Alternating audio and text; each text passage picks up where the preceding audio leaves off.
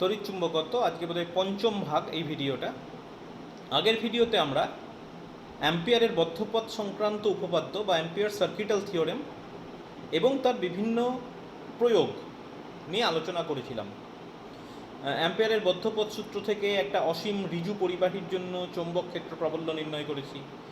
ওই সূত্র থেকে আমরা সলিনয়েড এবং টরয়েড উভয়ের ক্ষেত্রে অক্ষের উপর অবস্থিত কোনো বিন্দুতে চৌম্বক ক্ষেত্র প্রাবল্যের মান আমরা বের করেছি।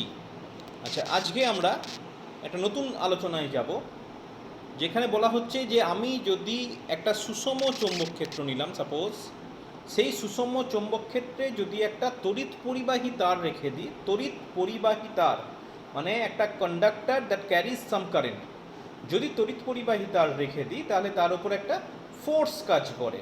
তো whenever a current carrying conductor is placed in a uniform magnetic field, it experience some force. এখন কোয়েশ্চেন আসছে যে কেন, why it will experience some force first of all, and secondly যে কতটা ফোর্স, সেই ফোর্সটা কোন কোন বিষয়ের উপর নির্ভর করবে। তো আমরা প্রথমে এই আলোচনাটা করব যে একটা তড়িৎ পরিবাহী তারকে যদি সুষম চৌম্বক ক্ষেত্রে রাখা হয় তাহলে সে কেন বল অনুভব করে। তাহলে সাপোজ আমার কাছে একটা সুষম চৌম্বক ক্ষেত্র আছে, ইউনিফর্ম ম্যাগনেটিক ফিল্ড। তাহলে এটা হয়ে গেল একটা ইউনিফর্ম ম্যাগনেটিক ফিল্ড, অলরেডি এই নিয়ে আলোচনা হয়েছে। ইউনিফর্ম ম্যাগনেটিক ফিল্ড মানে at each and every point the magnitude of magnetic field intensity is same as well as its direction. মানে কোনো একটা রিজিয়ন যদি এমন হয় যার প্রতিটি বিন্দুতে চৌম্বক ক্ষেত্র প্রাবল্যের মান সমান এবং প্রতিটি বিন্দুতে চৌম্বক ক্ষেত্র প্রাবল্যের অভিমুখ একই দিকে, যদি এটা হয় তাহলে সেই রিজিয়নটাকে আমি বলবো সুষম চৌম্বক ক্ষেত্র। এবং একটা সুষম চৌম্বক ক্ষেত্র ইউনিফর্ম ম্যাগনেটিক ফিল্ডকে আমরা প্যারালাল লাইন্স দিয়ে রিপ্রেজেন্ট করে থাকি, just similar to the electric field. আচ্ছা, এবার কি বলছে, এরকম একটা ম্যাগনেটিক ফিল্ডে আমি একটা পরিবাহী তার, নট নেসেসারি স্ট্রেট, এই যেরকম খুশি একটা পরিবাহী তারকে রেখে দিলাম। সাপোজ পরিবাহী তারটার নাম দিলাম সি ইজ পিকিউ। তাহলে ফার্স্ট আলোচনা কি করব, why it will experience some force. তো ওয়াই করার জন্য আমি তোমাকে বলি, এটার মধ্য দিয়ে একটা কারেন্ট যাচ্ছে, কারেন্ট না গেলে কিন্তু ফোর্স অনুভব করে না। এটাও একটা গুরুত্বপূর্ণ জিনিস মনে রাখবেন। Whenever the current through the conductor is zero, no current flows through the conductor, then it will not experience any force. কিন্তু যখনই এর মধ্য দিয়ে আমি একটা তড়িৎ প্রবাহ চালনা করছি, দেখা যাচ্ছে এই একটা ফোর্স অনুভব করছে। কারণটা এইভাবে ব্যাখ্যা করা যেতে পারে যে আমরা জানি যে কোনো একটা আধান, সে কিউব, সেটাকে যদি একটা চৌম্বক ক্ষেত্রে রাখা হয় ইউনিফর্ম ম্যাগনেটিক ফিল্ড, তাহলে সেক্ষেত্রে সে একটা ফোর্স অনুভব করে। কখন অনুভব করে? whenever it is in motion। তাহলে কোনো একটা আধান যদি চৌম্বক ক্ষেত্রে v বেগে গতিশীল হয়, it experience a force u into v cross b। এবার তুমি একটা জিনিস ভাবো যে whenever current passes from p to q, যখন p থেকে q এর দিকে কারেন্ট যাবে, আমি এক্সপেক্ট করতে পারি, বা খুব বাস্তব কথা হচ্ছে, q থেকে p এর দিকে ইলেকট্রনগুলো মুভ করবে। কারেন্ট কোন দিকে ফ্লো করে? যেদিকে ইলেকট্রন প্রবাহ হয় তার বিপরীতে কারেন্ট ফ্লো করে। তাহলে যখনই আমি ধরে নিচ্ছি p থেকে q এর দিকে একটা কারেন্ট যাচ্ছে, it is expected the electrons will flow from q to p। তার মানে এখানে যত ইলেকট্রন আছে, যদি 100টা ইলেকট্রন থাকে, সাপোজ অ্যাজ ফর এক্সাম্পল, যদি এদিকে i ফ্লো করে, তাহলে ওই 100টা ইলেকট্রন এই দিকে মুভ করবে। তার মানে আমি ইলেকট্রন দেওয়া চার্জ পার্টিকেল, তাহলে প্রতিটা ইলেকট্রন চার্জ পার্টিকেল এবং সেটি একটি সুষম চৌম্বক ক্ষেত্রে গতিশীল। তাহলে expected according to this formula, প্রতিটা ইলেকট্রনের উপর একটা ফোর্স কাজ করবে, এবং প্রতিটা ইলেকট্রনের উপর যেটা ফোর্স, সেটা যদি সামেশন করে যাও, তাহলে এই পরিবাহীর উপর কত ফোর্স কাজ করবে সেটা আমি বের করে দিতে পারবো। ব্যাপারটা বোঝা গেল যে আমরা জানি যে whenever a charged particle is in motion in a magnetic field, then it experience some force F equal to q into v cross b। একটা আধান যদি চৌম্বক ক্ষেত্রে একটা নির্দিষ্ট বেগে গতিশীল হয়, তাহলে সেক্ষেত্রে সেই আধানটি একটি বল অনুভব করে এবং সেই বলটার মান হয়ে যাচ্ছে q into v cross b। তাহলে যখন আমি একটা পরিবাহী তারের কথা ভাবছি যার মধ্য দিয়ে তড়িৎ প্রবাহিত হচ্ছে, আমরা জানি তড়িৎ প্রবাহের মানেই হচ্ছে যে সেই পরিবাহীর মধ্যে যত ইলেকট্রন আছে সেই ইলেকট্রনগুলো একটা নির্দিষ্ট দিকে প্রবাহিত হবে, এবং অবভিয়াসলি সেই দিকটা হচ্ছে তড়িৎ প্রবাহের বিপরীত অভিমুখে। তাহলে যখন সেই পরিবাহী তারটাকে ওই চৌম্বক ক্ষেত্রে আমি রাখছি, ইলেকট্রনগুলো একটা নির্দিষ্ট দিকে ফ্লো করছে, তাহলে প্রতিটা ইলেকট্রন চার্জ পার্টিকেল, তাহলে প্রতিটা ইলেকট্রনের ওপর এই magnetic force q into v cross B কাজ করবে। এবং এই সম্মিলিত ফোর্স, প্রতিটা ইলেকট্রনের ফোর্সগুলোকে আমি যদি যোগ করে দিই, ভেক্টর যোগ করে দিই, তাহলে পরিবাহী তারটার ওপর একটা ফোর্স যেটা করবে সেটা আমি বের করে দিতে পারি। এবার কিভাবে, মানে কতটা ফোর্স কাজ করবে সেই বিষয় সেটা আমরা বের করব। তো সেটার জন্য আমি কি করলাম, আমি একটা ক্ষুদ্র অ্যামাউন্ট অফ চার্জ, আমি এটাকে স্মল পার্ট নিলাম। Suppose we consider a very small part, say DL. এবার এই আমি ধরে নিলাম এই যে ডিএল অংশটা ধরলাম, আমি ধরে নিলাম এই ডিএল অংশে ডিটি সময়ে ডিকিউ পরিমাণ আধান প্রবাহিত হয়। তো আধান প্রবাহিত হচ্ছে, ইলেকট্রন প্রবাহিত হচ্ছে, আমি ধরে নিলাম এখান থেকে এইটুকু অঞ্চলে ডিটি সময়ে ডিকিউ পরিমাণ আধান প্রবাহিত হয়। তাই যদি হয় তাহলে আমি অবশ্যই লিখতে পারি I equal to dQ by dt, এবং অবভিয়াসলি আমি লিখতে পারি velocity equal to dl by dt. আশা করছি আপত্তি নেই। আমি একটা ক্ষুদ্র অংশ কাটলাম, সেই ক্ষুদ্র অংশে কতটা ইলেকট্রন ফ্লো করছে সেটা আমরা দেখতে চাইছি। তো আমি ধরে নিলাম যে ওই ডিএল একটা ক্ষুদ্র অংশ যার মধ্যে ডিটি সময়ে ডিকিউ পরিমাণ আধান প্রবাহিত হচ্ছে, তাহলে সেক্ষেত্রে অবশ্যই আমি লিখতে পারি I equal to dQ by dt, এবং obviously V equal to dl by dt. আচ্ছা, তাহলে প্রতিটি ইলেকট্রনের উপর ক্রিয়াশীল বল, ফোর্স অন ইচ ইলেকট্রন, এইভাবে লিখতে পারি। সাপোজ ডিকিউ ইনটু কি ছিল, Q into V cross B, V cross B, ইলেকট্রনগুলো সব একটা নির্দিষ্ট বেগে যাচ্ছে। ড্রিফট ভেলোসিটি, যখন কারেন্ট ফ্লো করে all the electrons moves with average velocity, that is called drift velocity। সেই ড্রিফট ভেলোসিটিটা এখানে নেওয়া হয়েছে। তাহলে dq ইনটু dv আসার কোনো প্রশ্ন নেই, প্রতিটা ইলেকট্রনের বেগ, গড় বেগ ধরে নিলাম, আর v তো কনস্ট্যান্ট ম্যাগনেটিক ফিল্ড, এটাকেও স্মল dv ধরার কিছু ব্যাপার নেই। আচ্ছা, তাহলে df ইকুয়াল টু দিস, তাহলে এটাকে আমি দেখো চেঞ্জ করতে পারি dq। আচ্ছা, এখানে হয়ে যাচ্ছে dv মানে হচ্ছে dl by dt cross b, তাহলে এটা পড়ে থাকছে dq by dt dl cross b। আচ্ছা, dq বাই dt কে আমি বলতে পারি i, তাহলে পড়ে থাকছে dl ক্রস b। তাহলে একটা ক্ষুদ্র আধানের উপর ক্রিয়াশীল বল হয়ে যাচ্ছে i into dl cross b। তাহলে সমগ্র পরিবাহীর উপর ক্রিয়াশীল বল, অবভিয়াসলি আমাকে একটা ইন্টিগ্রেশন বা সামেশন করতে হবে। আমি সামেশন নিলাম, তাহলে i, এখানে একটাই ভ্যারিয়েবল, সেটা হচ্ছে dl ক্রস b। ঠিক আছে, dl মানে কি, ক্ষুদ্র অংশ, দৈর্ঘ্য। তাহলে dl কে সামেশন করলে কি পাবো, সমগ্র পরিবাহীর দৈর্ঘ্য। তাহলে আমি পেয়ে যাচ্ছি দেখো f equal two i l cos b। This is the expression of force on a current carrying conductor whenever it is placed in uniform magnetic field। তাহলে সেটা কার কার উপর ডিপেন্ড করছে, ডিপেন্ড করছে current through the conductor, current বেশি হলে বেশি হবে, length of the conductor, যত বেশি দৈর্ঘ্যের পরিবাহী নেব তত বেশি ফোর্স হবে, and obviously magnetic field intensity, magnetic field intensity যত বেশি হবে এক্সপেক্টেড ফোর্সটাও তত বেশি হবে।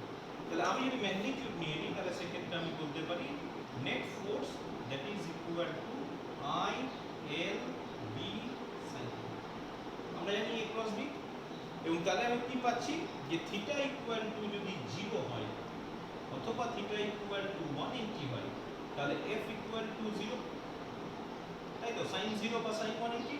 আর থিটা যদি তোমার 90 ডিগ্রি হয়, তাহলে ফোর্সের মান হয়ে যাচ্ছে i l b, এবং মনে রাখবে this is the maximum force. তাহলে কি পেলাম, প্রথম জিনিসটা যেটা পেলাম সেটা আমি ছবি এঁকে দেখাচ্ছি। সাপোজ এখানে ম্যাগনেটিক ফিল্ড আছে, এখানে একটা ম্যাগনেটিক ফিল্ড আছে, আমি যদি পরিবাহীটাকে এইভাবে রেখে দিই, 0 মানে কি, সাপোজ এটা একটা পরিবাহিতা, সেই পরিবাহিতাটাকে এইভাবে রাখলাম যাতে আইটা তোমার এদিকে কাজ করছে, হয় এদিকে না উল্টো দিকে। এবার সবসময় মনে রাখবে এখানে যে থিটা বলছি, theta is the direction between L and B, পরিবাহীর দৈর্ঘ্য এবং চৌম্বক ক্ষেত্র প্রাবল্য। চৌম্বক ক্ষেত্র প্রাবল্য এদিকে কাজ করছে, আর এল এর ডিরেকশন কোন দিকে হয়, যেদিকে পরিবাহীর প্রবাহ মাত্রা ডিরেকশন বলি সেটাই হচ্ছে এল এর ডিরেকশন। তাহলে এল আর বি এর মধ্যবর্তী কোণ 0 ডিগ্রি, তার মানে একটা চৌম্বক ক্ষেত্রে পরিবাহী তারকে এইভাবে মানে সমান্তরালভাবে যদি রাখি তাহলে সে কিন্তু কোনো ফোর্স এক্সপিরিয়েন্স করবে না। একই রকম ভাবে যদি আমি চৌম্বক ক্ষেত্রে এইভাবে রাখি কোনো একটা পরিবাহী তারকে, এইদিকে তোমার কারেন্ট যাচ্ছে, তাহলে এল এর ডিরেকশন উপর দিকে হবে, তাহলে সেক্ষেত্রে মধ্যবর্তী কোণ হচ্ছে 90 ডিগ্রি। সেক্ষেত্রে তুমি মনে রাখবে the force experience by the conductor will be maximum. অর্থাৎ একটা চৌম্বক ক্ষেত্রে যদি কোনো পরিবাহী তারকে আমি সমকোণে রাখতে পারি, লম্বভাবে রাখতে পারি, তাহলে সে সর্বোচ্চ বল অনুভব করবে। ঠিক আছে, বেশ। এখান থেকে ফোর্সের অভিমুখ কোন দিকে হবে সেটা সংক্রান্ত একটা সূত্র ফ্লেমিং দিয়েছিলেন, এটা তুমি ক্লাস 10 এ পড়েছো, ফ্লেমিং এর বাম হস্ত নিয়ম। তাও আরেকবার আলোচনা করি, অনেকে গুলিয়ে ফেলেন তিনটে আঙুল কোনটা কি রিপ্রেজেন্ট করে। তো আমি জাস্ট একটা নিয়ম বলছি, খেয়াল করে রাখবে, তাহলে সেক্ষেত্রে মনে রাখাটা অনেকটা সহজ হবে। Fleming's left hand rule, Fleming এর বাম হস্ত নিয়ম।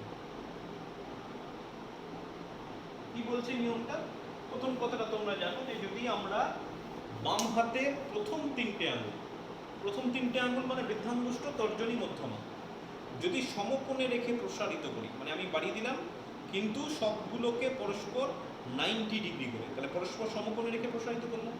আচ্ছা, এটাকে দেখাচ্ছি আমি এভাবে, দেখো এই দিকটা হচ্ছে সাপোজ তর্জনী, বড় করে আঁকলাম। আচ্ছা, নিচের দিকটা আমি ধরে নিলাম মধ্যমা,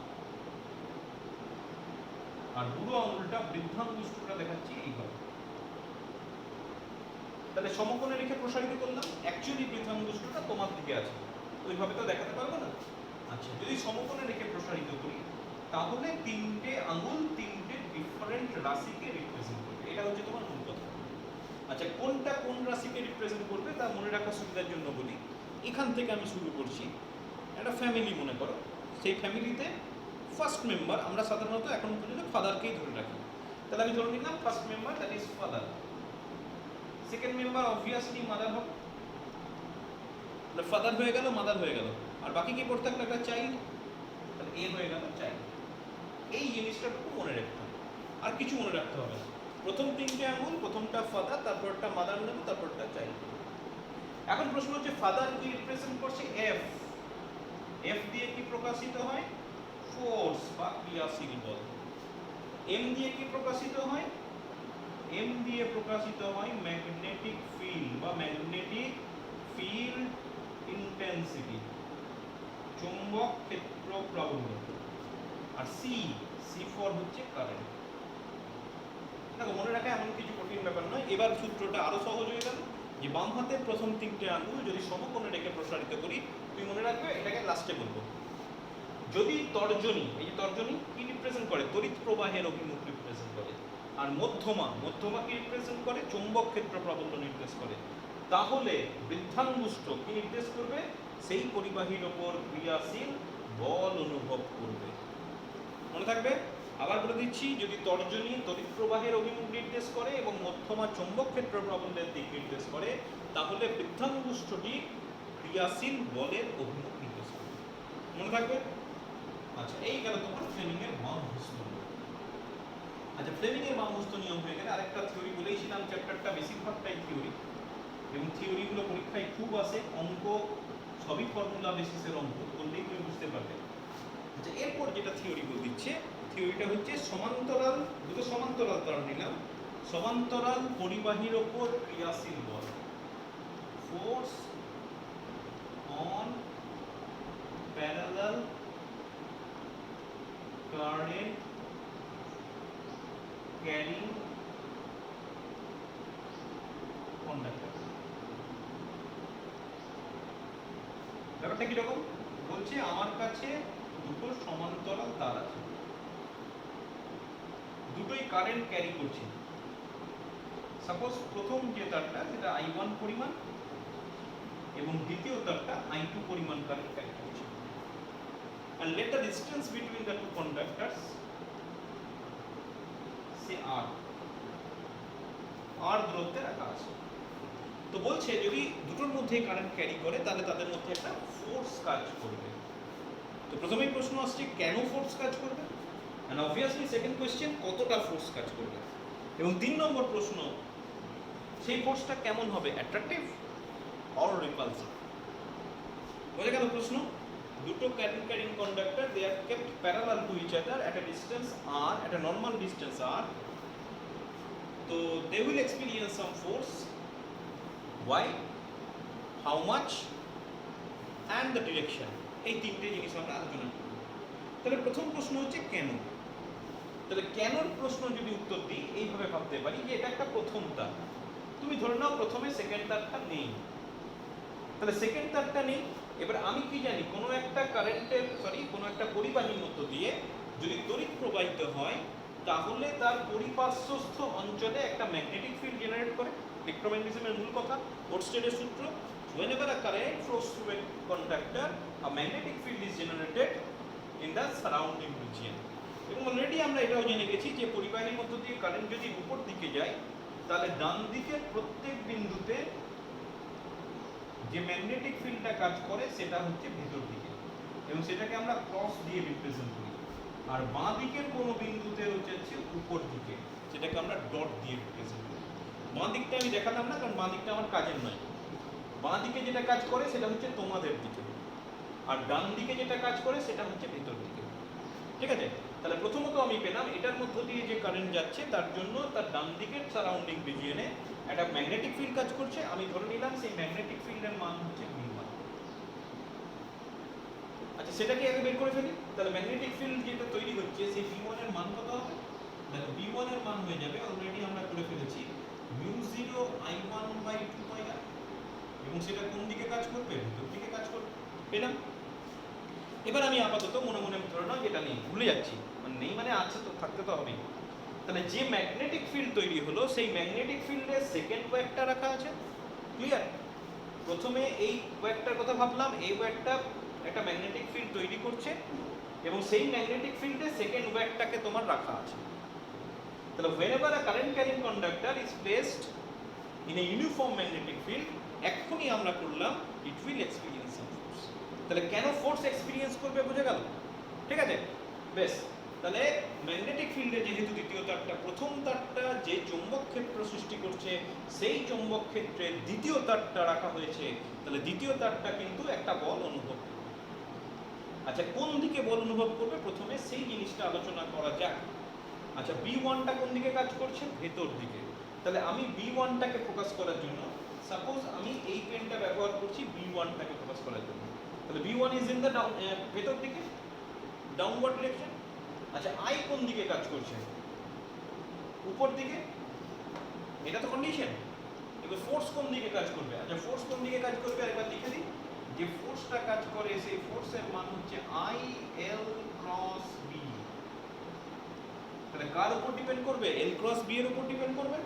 আচ্ছা, বিটা ভেতর দিকে কাজ করছে, এলটা উপর দিকে কাজ করছে, যেদিকে কারেন্ট যায় সেটা হচ্ছে এর ডিরেকশন। তোমাদের দিকে ঘুরিয়ে দিলাম। এবার তোমরা ভেবে বলো যে এল ক্রস বি করলে কোন দিকে যাবে। বলেছিলাম একটা স্ক্রু নিয়ম, যেখানে একটা স্ক্রু আছে, যেটা ক্রস যেটা বলবে আমি সেই দিকে এক স্ক্রুটাকে ঘোরাবো। উপর দিকে এল, এই দিকে বি, এই এখন ছিল বি ভেতর দিকে, এল উপর দিকে, তাহলে উপর দিকে এল, এই দিকে বি, তাহলে এল ক্রস বি, তার মানে আমাকে ক্লকওয়াইজ, এলটা এটা এল এটা বি, এল থেকে বি এর দিকে যাব, তাহলে ক্লকওয়াইজ, ক্লকওয়াইজ হলে কোন দিকে কাজ করে? স্ক্রুটা কোন দিকে যাবে? ভেতর দিকে যাবে।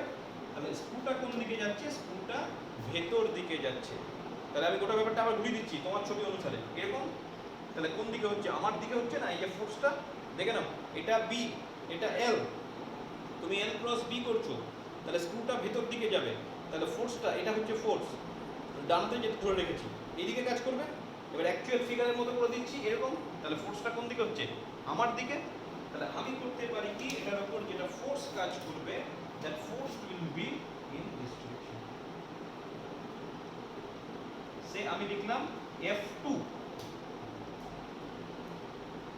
যেহেতু সেকেন্ড ওয়্যার আমি এটাকে সেকেন্ড ওয়্যার ভাবছি, মনে মনে ধরে নাও this is the first wire, this is the second wire. আচ্ছা, তাহলে দ্বিতীয় তারের উপর কত ফোর্স কাজ করবে? আমি যদি সেটাকে F2 বলি, I L B sin theta. I কোন আইটা নেব? এই আইটা নেব, সেকেন্ড ওয়্যারের উপর ফোর্স, তাহলে সেকেন্ড ওয়্যারে যেটা কারেন্ট সেটা, তাহলে সেকেন্ড ওয়্যারে কারেন্ট হচ্ছে I2। তারপর কি আছে এল, সেকেন্ড তারের দৈর্ঘ্য, আমি ধরে নিলাম সেকেন্ড তারের দৈর্ঘ্য হচ্ছে L2। আচ্ছা, তারপর হচ্ছে বি, কোন চৌম্বক ক্ষেত্রে রাখা আছে, B2 নয় কিন্তু B1 চৌম্বক ক্ষেত্রে রাখা আছে, তাহলে এটা হয়ে গেল B1। আচ্ছা, এল আর বি এর মধ্যবর্তী কোণ কত মনে আছে? এই যে বি ভেতর দিকে কাজ করছে, এল উপর দিকে কাজ করছে, তাহলে মধ্যবর্তী কোণ কত? 90 ডিগ্রি। তাহলে সেক্ষেত্রে এটা হয়ে গেল sin 90। তো sin 90 মানে 1, মানে এটা করে থাকছে I2 L2 ইনটু B1। আচ্ছা, B1 এর মান এখানে লেখা আছে, আমি B1 এর মানটা বসিয়ে দিচ্ছি। তাহলে B1 এর মান হচ্ছে μ0 I1 বাই 2 পাই r। আচ্ছা, তাহলে এটা পড়ে থাকছে দেখো μ0 I1 I2 divided by 2 pi r into. এখানে আমি করতে পারি একক দৈর্ঘ্যে ক্রিয়াশীল বল, ফোর্স পার ইউনিট লেংথ। তাহলে ফোর্স পার ইউনিট লেংথ হয়ে গেল μ0 I1 I2 ডিভাইডেড বাই 2 পাই। তোমাকে পরীক্ষায় এই ডেফিনিশনটা করতে হবে। তোমাকে বলবে যে দুটো পরিবাহী তার আছে যার মধ্য দিয়ে প্রবাহ মাত্রা I1 I2, এদেরকে একটা নির্দিষ্ট দূরত্বটা বলে দেওয়া থাকবে, নিয়ে বলবে যে find out the force, expression of force acting between the conductor. তো তোমাকে এইটুকু ছবি আনতে হবে, এইটুকু ক্যালকুলেশন দেখাতে হবে। আচ্ছা, এটা তো আমি করলাম সেকেন্ড ওয়্যারের উপর কতটা ফোর্স কাজ করবে, তাই তো? এখন প্রশ্ন হচ্ছে ফার্স্ট ওয়্যারের উপর কতটা ফোর্স কাজ করবে। তো তুমি যদি ক্যালকুলেশন করো ফার্স্ট ওয়্যারের উপর। আচ্ছা, এবার সেকেন্ড ওয়্যারটার জন্য ভাবছি, সেকেন্ড ওয়্যারটা ফার্স্ট ওয়্যারটার উপর এইদিকে ফোর্স আমরা জানি। আচ্ছা, এইদিকে ফোর্স মানে কি, উপর দিকে, তোমাদের দিকে। আচ্ছা, তাহলে এখন দেখো বিটা কাজ করছে তোমাদের দিকে, এলটা কাজ করছে উপর দিকে, এরকম।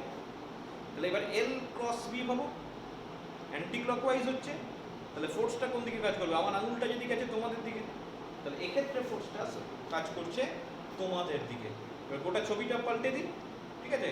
গোটা ছবিটা কিরকম ছিল, এরকম, তাই না? বিটা তোমার দিকে, এটা হচ্ছে বি, তাহলে বিটা তোমার দিকে ছিল, তাহলে ফোর্সটা কোন দিকে হয়ে যাবে, এর উপর যেটা ফোর্স কাজ করবে F1 যদি বলি, সেটা হয়ে যাবে এই দিকে। তাহলে সেক্ষেত্রে আমি বলতে পারি যে ফোর্সটা কাজ করবে এদের মধ্যে, দেখো সেকেন্ড ওয়্যারের উপরে দিকে, ফার্স্ট ওয়্যারের উপরে দিকে, তাহলে এক্ষেত্রে সমমুখী প্রবাহ যদি হয়, তাহলে এদের মধ্যে একটা আকর্ষণ বল কাজ করবে। There will be a force of attraction between the wire when current flows in the same direction. Obviously যদি এটার কারেন্ট এদিকে হয় আর এটার কারেন্ট এদিকে হয়, there will be a repulsion between each other. তাহলে আকর্ষণ কখন হবে, যদি সমমুখী হয়, সেম ডিরেকশন হয়। আর বিকর্ষণ কখন হবে, যখন বিপরীতমুখী। বিকর্ষণের বি আর বিপরীতমুখীর বি, মনে রেখো দুটোতেই বি আছে। বিপরীতমুখী হলে বিকর্ষণ, তাহলে সমমুখী হলে কি হবে, আকর্ষণ। আচ্ছা, এটার উপর ফোর্স কি হবে সেটা যদি তুমি একইভাবে বের করতে, এটা পুরো দেখাবার দরকার নেই। তাহলে F1 ইকুয়াল টু আসতো I1 L1 V2 sin 90 degree. এবার তাহলে এটা পড়ে থাকতো দেখো I1 L1, এটা হয়ে যেত μ0 I2 বাই 2 পাই r। এবার এখানে তুমি যদি F বাই L1 করে দাও, একক দৈর্ঘ্যে ক্রিয়াশীল বল করো, দেখো আসবে μ0 I1 I2 by 2 pi r। দেখো সেম এক্সপ্রেশন আছে। দুটো এক্সপ্রেশন তোমাকে দেখাবার দরকার নেই, তুমি একবারই দেখাবে, যে বলবে অনুরূপে প্রথম তারের উপর ক্রিয়াশীল বল এটা, এবং দুটো একই দিকে, যখন ডেরিভেশন চাই তাহলে সমমুখী দেখাবে, এবং শেষে বলে দেবে ক্রিয়াশীল বল হচ্ছে। ঠিক আছে, পরীক্ষার জন্য খুব ইম্পর্টেন্ট। আচ্ছা, এখান থেকে আমি একটা গুরুত্বপূর্ণ ডেফিনিশন করবো 1 অ্যাম্পিয়ার, সেটাও পরীক্ষায় আসে, যে আমি এই রাশিমালা থেকে 1 অ্যাম্পিয়ারের সংজ্ঞা কিভাবে দেবো। তো আমি প্রথমেই ধরে নিচ্ছি, সাপোজ অ্যাম্পিয়ার মানে SI, I1 equal to I2 equal to I। আচ্ছা, আমি ধরে নিলাম R ইকুয়াল টু 1 মিটার। যদি আমি মান বসিয়ে দিই, তাহলে এই F বাই L এটাকে আমি বলছি F। তাহলে F ইকুয়াল টু কি করে থাকছে, μ0 into I square divided by 2 pi into 1। দেখো আসছে, আমি আইটাকে 1 করতে চাইছি, তাহলে F এর মান এখানে কত আসছে দেখো, μ0 মানে 4 পাই ইনটু 10 টু দি পাওয়ার -7, এটা 2 পাই, আর এটা হচ্ছে I স্কয়ার।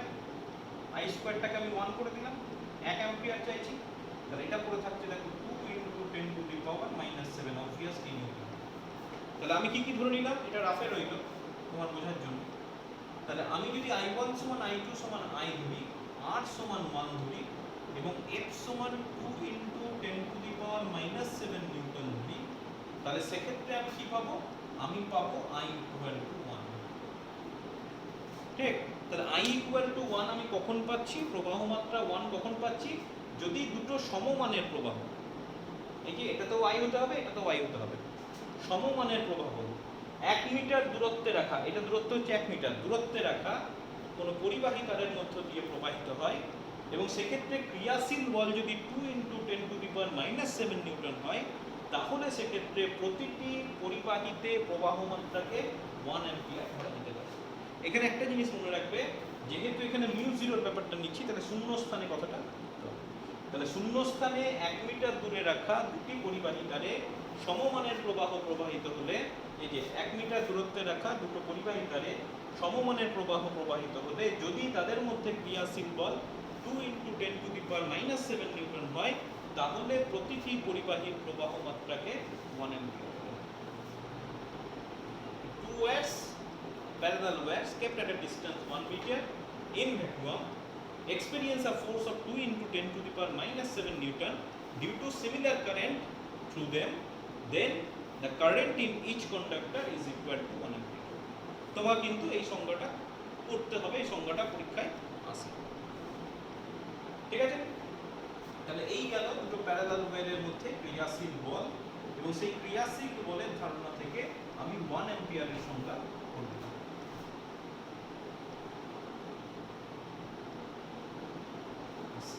আরেকটু আলোচনা করব। আচ্ছা, নেক্সট যেটা আলোচনা আছে সেটা হচ্ছে, তোমাকে যদি বিভিন্ন অঙ্ক দিয়ে থাকে অনেক সময়, আচ্ছা ছোটখাটো একটা অঙ্ক করা যাক। বলছে দুটো তার পরস্পর 5 সেন্টিমিটার দূরে রাখা আছে, তাহলে r ইকুয়াল টু 5 সেন্টিমিটার। প্রথমেই বলি 5 সেন্টিমিটার চলবে না, প্রথমেই এটাকে মিটারে কনভার্ট করতে হবে। তাহলে প্রথমেই আমি মিটারে কনভার্ট করে দিলাম।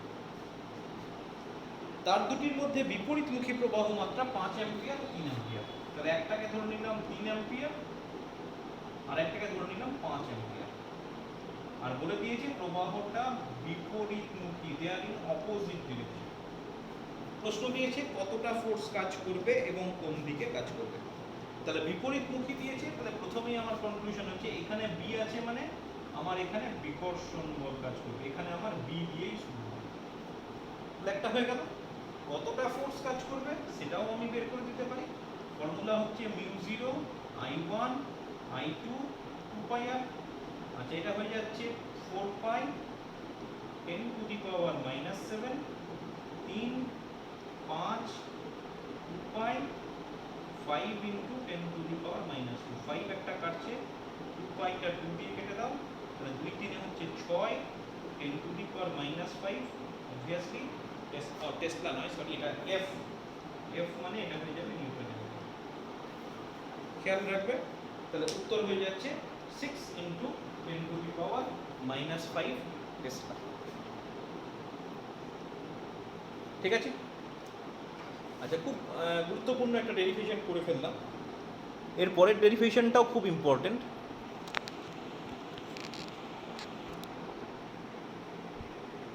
এরপরে যে ডেরিভেশনটা করব সেটা হচ্ছে একটা আয়তকার কুণ্ডলীকে যদি চৌম্বক ক্ষেত্রে রেখে দেওয়া হয়, তাহলে সেক্ষেত্রে তার উপর একটা টর্ক ক্রিয়া করে, সেই টর্কের রাশিমালা আমরা নির্ণয় করব। আচ্ছা এইটা খুব ভালো করে বুঝবে। কি বললাম, যে সুষম চৌম্বক ক্ষেত্রে রাখা আয়তকার কুণ্ডলীর উপর ক্রিয়াশীল torque on a rectangular coil placed in a uniform magnetic field. Torque on a rectangular, আয়তকার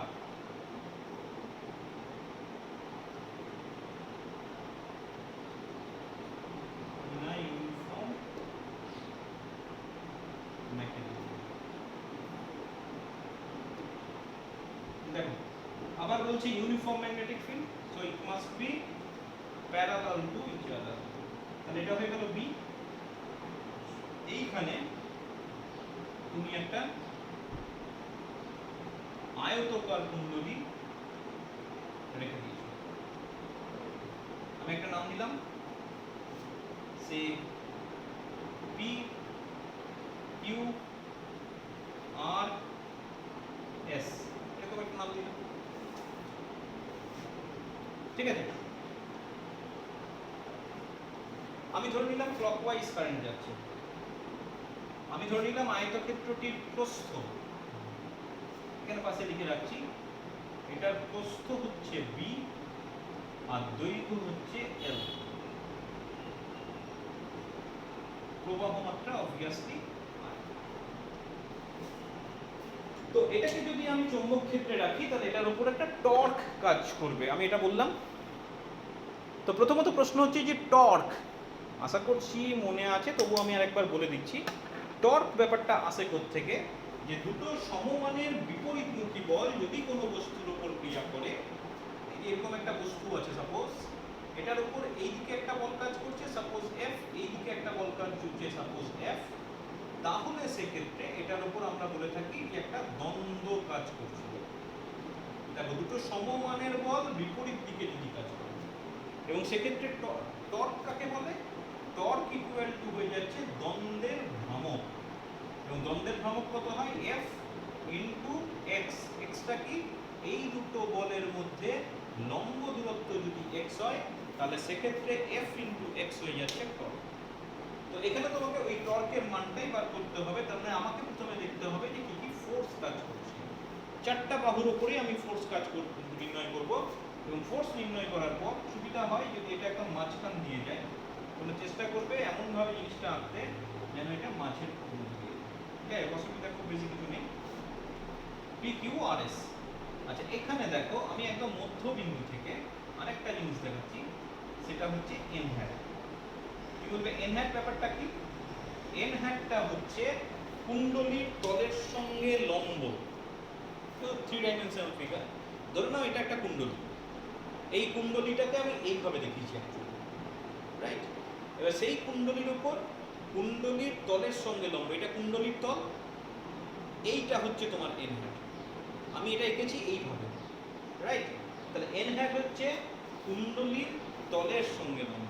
তাহলে যখনই তুমি আঁকবে n hat must be perpendicular to the coil, বা বলতে পারো প্রতিটা সাইডের ওপর লম্ব, মানে পি কিউর ওপরও লম্ব, কিউ আর এর ওপর লম্ব, আর এস এর ওপর লম্ব, এসপির ওপর লম্ব। বেশ, এবার আমি একটু একটু করে ক্যালকুলেশন শুরু করি।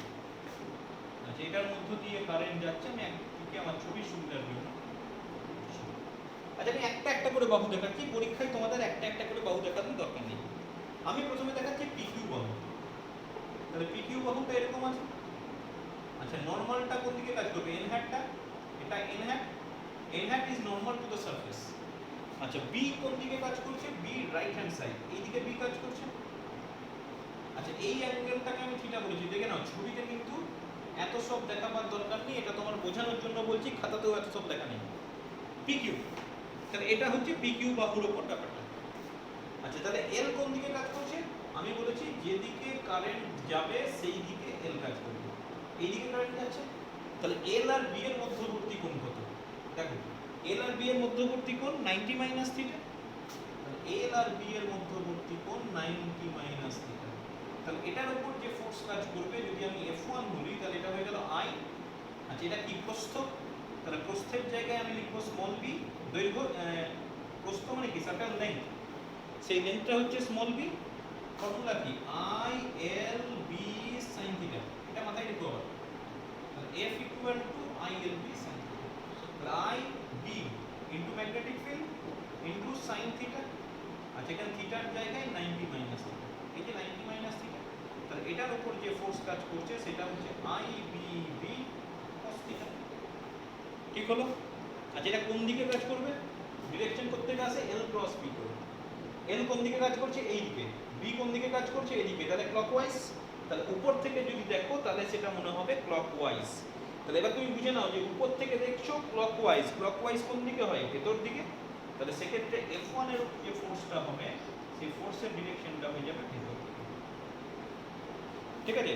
তুমি অ্যাজ ইফ তুমি নিজে ভাবো যে উপর থেকে অবজার্ভ করছো, এল কোন দিকে কাজ করছে? এইদিকে, বি কাজ করছে এইদিকে, তোমাকে এল থেকে বি যেতে গেলে ক্লকওয়াইজ হচ্ছে। তাহলে উপর থেকে যদি ক্লকওয়াইজ দেখো, এখানে তোমার কাছে হাতে একটা স্ক্রু আছে, এইভাবে তুমি স্ক্রুটাকে ক্লকওয়াইজ ঘোরাচ্ছ, ক্লকওয়াইজ ঘোরালে স্ক্রুটা কোন দিকে ঢুকবে?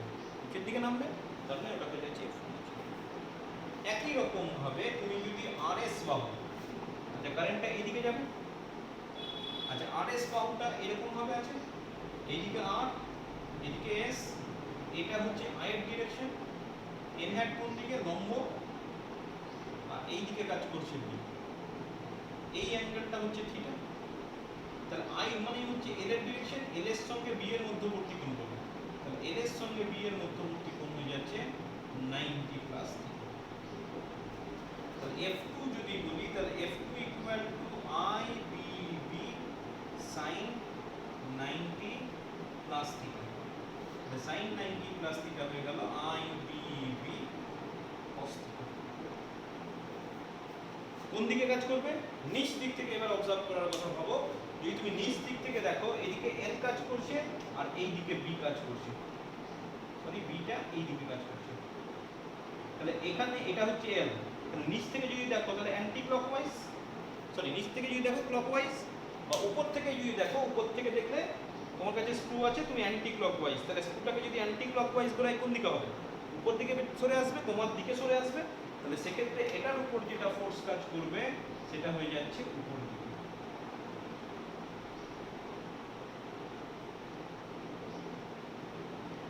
ঠিক আছে, আমি তোমাকে বলে রাখি খাতায় এত সব লেখার দরকার নেই। আমি এই যে এতটা লিখলাম, এই এতটা লেখা তোমাকে খাতায় দেখানোর দরকার নেই। তুমি কি লিখবে? আচ্ছা তুমি একটু দেখে নাও, এই দুটো বল কাজ করছে, এই দুটো বলের মান সমান, ঠিক আছে, IBB cos theta, IBB cos theta, এবং তারা পরস্পর বিপরীত দিকে কাজ করছে। তাহলে বিপরীত দিকে যদি কাজ করে, they will balance each other. এই ফোর্সটা এই ফোর্সটাকে ব্যালেন্স করে দেবে।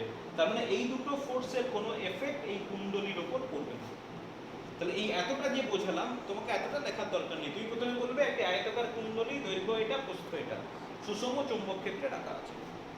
প্রথমে বলবে PQ এবং RS বাহুর উপর ক্রিয়াশীল বল পরস্পর সমান ও বিপরীতমুখী। The force on the side PQ and RS are equal in magnitude and act in opposite direction. তাহলে অপোজিট ডিরেকশনে কাজ করে কি করবে? They will cancel each other. তাহলে এই দুটো ফোর্সের জন্য কিন্তু কোনো দ্বন্দ্ব কাজ করবে না, কোনো টর্ক কাজ করবে না। তাহলে এই দুটো বাহুর উপর কোনো টর্ক কাজ করছে না। বাস এইটুকু বললে হয়ে যাবে, এই ক্যালকুলেশনও তোমাকে দেখাবার দরকার নেই। বেশ, আরো দুটো বাহু হয়ে গেল, একটা হচ্ছে এসপি বাহু আর একটা হচ্ছে পিআর বাহু, সরি কিউআর বাহু। তাহলে এবার কিউআর বাহুতে চলে এসো। আচ্ছা কিউআর বাহুতে কারেন্ট কোন দিকে যাচ্ছে? নিচের দিকে। বি কোন দিকে কাজ করছে? এই দিকে। আচ্ছা এন কোন দিকে কাজ করছে? আচ্ছা এন আমার এখানে দেখানোর দরকার হচ্ছে না যদিও, কারণ আমি সোজাসুজি দেখতে পাচ্ছি আই আর বি এর মধ্যবর্তী কোণ 90 ডিগ্রি। তাহলে কিউআর বাহুর উপর যেটা ফোর্স কাজ করবে সেটাকে যদি আমি F3 বলি, তাহলে F3 এর উপর ফোর্স হয়ে যাচ্ছে I, দৈর্ঘ্য হয়ে যাচ্ছে L, B sin 90, sin 90 মানে হচ্ছে 1, তাহলে সিম্পলি পড়ে থাকছে ILB। এবং একই রকম ভাবে তুমি যখন চতুর্থ বাহু SP বাহুর উপর দেখবে, এদিকে কারেন্ট যাচ্ছে, এদিকে B কাজ করছে, মধ্যবর্তী কোণ 90 ডিগ্রি, তাহলে F4 এটা হবে। ঠিক আছে, এবার প্রশ্ন হচ্ছে যে কোন দিকে কাজ করছে। তোমার এ হচ্ছে L ক্রস B, তাই না? তাহলে L ক্রস B করলে অ্যান্টি ক্লকওয়াইজ, অ্যান্টি ক্লকওয়াইজ মানে কোন দিকে কাজ করবে? তোমার দিকে কাজ করবে। আর এটার জন্য কি হচ্ছে ক্লকওয়াইজ, কোন দিকে কাজ করবে? ভেতর দিকে কাজ করবে। তাহলে আমি দেখাতে পারি এটার উপর যেটা ফোর্স সেটাকে আমি F3 বলেছি, দিস ইজ F3, আর এটার উপর যেটা ফোর্স সেটা ভেতর দিকে কাজ করছে F4। এইভাবেই তোমাকে ছবিতে দেখাতে হবে, আর তুমি ভেতর দিকে বা বাইরের দিকে এর থেকে ভালোভাবে দেখাতে পারবে না। তাহলে আমি কি পাচ্ছি দেখো, F3 and F4 আরো দুটো ফোর্স কাজ করছে, they are same magnitude and direction is opposite, কিন্তু তারা একই রেখা বরাবর কাজ করছে না, দুটো ভিন্ন বিন্দুতে কাজ করছে। এখানে যেমন ফোর্স দুটো একই রেখা বরাবর কাজ করছে, এখানে ফোর্স দুটো দুটো আলাদা রেখা বরাবর কাজ করছে। তাহলে সেক্ষেত্রে দে উইল কনস্টিটিউট এ কাপল, তারা একটা দ্বন্দ্ব সৃষ্টি করবে, এবং সেই দ্বন্দ্বের ভ্রামকটাই হচ্ছে তোমার। তাহলে কোন দিকে কাজ করছে? দেখো এই দিকে একটা ফোর্স কাজ করছে, ভেতর দিকে, আর এই দিকে একটা ফোর্স কাজ করছে বাইরের দিকে।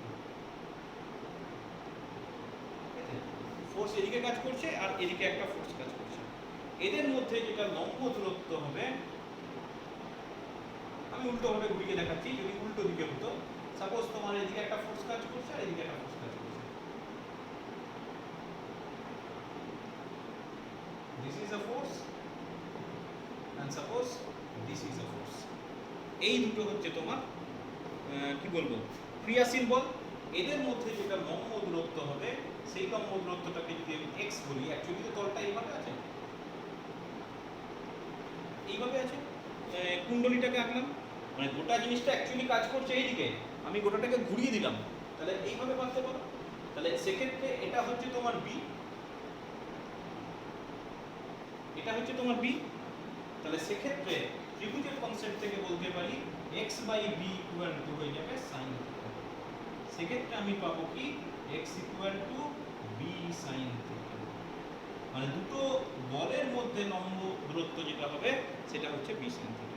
তাহলে সেক্ষেত্রে সেটা যদি আমি অ্যাপ্লাই করি, ক্রিয়াশীল torque equal to force into লম্ব দূরত্ব, তুমি F4 ও নিতে পারো, অসুবিধা নেই। তাহলে ফোর্সের মান হয়ে যাচ্ছে ILB আর x এর মান হয়ে যাচ্ছে বি সাইন থিটা। তাহলে এখানে দেখো পড়ে থাকছে একটা L, সরি হ্যাঁ L, আর এখানে একটা B, দৈর্ঘ্য ইনটু প্রস্থ। তাহলে কি বলতে পারি, দৈর্ঘ্য ইনটু প্রস্থ মানে এরিয়া, তাহলে IAB sin থিটা। এইটা হচ্ছে ওই কুণ্ডলীর উপর ক্রিয়াশীল বল। এবং কুণ্ডলীটা যদি n সংখ্যক পাক দিয়ে তৈরি করা হয়, মানে একটা পাক হলো, দুটো পাক হলো, তিনটে পাক হলো, তাহলে n সংখ্যক যদি পাক থাকে তাহলে এটা হয়ে যাবে NIBA sin থিটা। আচ্ছা, এখানে আরেকটা ব্যাপার তুমি মনে রেখো, এই যে ফর্মুলাটা আমি ডেরিভেশন করলাম, এক্ষেত্রে থিটাটা কি, থিটাটা হচ্ছে কুণ্ডলীর তলের সঙ্গে লম্ব, সেই কুণ্ডলীর তলের সঙ্গে লম্ব এবং বি এর মধ্যবর্তী কোণ হচ্ছে থিটা। এই জিনিসটা তুমি বারবার মনে রাখবে যে আমি থিটাটাকে নিয়েছি কুণ্ডলীর তলের সঙ্গে লম্ব এবং চৌম্বক ক্ষেত্র প্রাবল্যের মধ্যবর্তী কোণ হচ্ছে থিটা। খুব ভালো করে করবে, যতটা বললাম ততটা তোমার লেখার দরকার নেই, খালি ছবিটা আঁকতে হবে। ছবিটা এঁকে PQ আর RS বাহুটা মুখে বলে দিলেই হবে, করে দেখাবার দরকার নেই। QR আর SP বাহুর কথা তোমাকে দেখাতে হবে ILB sin 90 করে, ফোর্স দেখাবে আর সরাসরি মুখে বলে দেবে যে লম্ব দূরত্ব হচ্ছে B sin থিটা, সেটা ছবি এঁকে দেখাবার দরকার নেই। B sin থিটা নিয়ে ফোর্সকে লম্ব দূরত্ব দিয়ে গুণ করে দেবে, ঠিক আছে? পরের দিন আমরা আলোচনা করব যে গ্যালভানোমিটার, এই জিনিসটা আমরা ব্যবহার করব গ্যালভানোমিটারের ক্ষেত্রে, এবং গ্যালভানোমিটারের ক্ষেত্রে মানে গ্যালভানোমিটারের মূল তত্ত্বটা করব, তার ভেতরের গঠন করব, কিভাবে গ্যালভানোমিটার কারেন্ট নির্ণয় করে সেটাও আমরা আলোচনা করব। আচ্ছা, আজকে একটা অঙ্ক দিয়ে শেষ করি, যেটা করলাম দুটি পরিবাহীর মধ্যে ক্রিয়াশীল বল, সেইটা দিয়ে একটা অঙ্ক দিয়েছে পরীক্ষায়, সেই অঙ্কটা আজকে আলোচনা করতে দিচ্ছি। কি বলছে, খুব লম্বা দুটো পরিবাহী তার শূন্য মাধ্যমে 4 সেন্টিমিটার দূরে আছে। তাহলে প্রথমেই যেগুলো দেওয়া আছে আমাদের ওটাই নিয়ম, সেটা আগে লিখে ফেলি। সেন্টিমিটার আছে, তাহলে প্রথমেই আমি মিটারে কনভার্ট করে দেবো, একটা কাজ আমি এগোলাম। আচ্ছা, এবার কি বলছে, একটির মধ্য দিয়ে প্রবাহ মাত্রা 25 অ্যাম্পিয়ার আর একটার মধ্য দিয়ে 5 অ্যাম্পিয়ার। তাহলে I1 ইকুয়াল টু হচ্ছে 25 ampere R I2 equal to হয়ে যাচ্ছে 5 অ্যাম্পিয়ার। I1 I2 পেয়ে গেছি, আর পেয়ে গেছি, এটা তো হয়ে গেল ফোর্স। আচ্ছা, এবার বলেছে পরিবাহীটির কতটি দৈর্ঘ্যে 125 ডাইন বল অনুভব করবে। আচ্ছা, এলটা চেয়েছে, কতটা দৈর্ঘ্যে 125 ডাইন, ডাইন দিয়ে তো আমার কাজ হবে না, তাহলে প্রথমেই আমি এটাকে নিউটনে কনভার্ট করে দিলাম। তাহলে প্রথমেই আমি ধরে নিই এল দৈর্ঘ্য, ধরি নির্ণয় দৈর্ঘ্য এল, তাহলে আমি কি লিখবো, F by L this is equal to mu0 I1 I2 divided by 2 pi r, এটা হচ্ছে ফর্মুলা, মান বসিয়ে দাও, হয়ে গেল কাজ। 125 10 to the power minus 5, এটা L, 4 pi 10 to the power minus 7, 25 5 2 pi আর কত 4 into 10 to the power minus 2, ঠিক আছে? প্রথমে 2 pi আর এটা কেটে দাও, 2 পড়ে আছে, এটা 2 করে দাও। আচ্ছা, 5 25 125, এটাও 125 কেটে গেল, 10 to the power টা অ্যাডজাস্ট করো, তাহলে L ইকুয়াল টু করে থাকছে, L ওইদিকে চলে গেল, অ্যাকচুয়ালি তোমার করে থাকছে L into 10 to the power minus 7। আচ্ছা, 2 into 10 to the power minus 2, তাহলে 2 into 10 to the power minus 2, এদিকে 10 to the power minus 5, ওটা তো কেটে যাচ্ছে, তাহলে L ইকুয়াল টু করে থাকছে 2 মানে সবটাই SI পদ্ধতি, তাহলে এটা হয়ে যাবে 2 মিটার, সেন্টিমিটারে করলে 200 সেন্টিমিটার। সুতরাং 2 মিটার দৈর্ঘ্যে 125 ডাইন বল সেটা অনুভব করবে।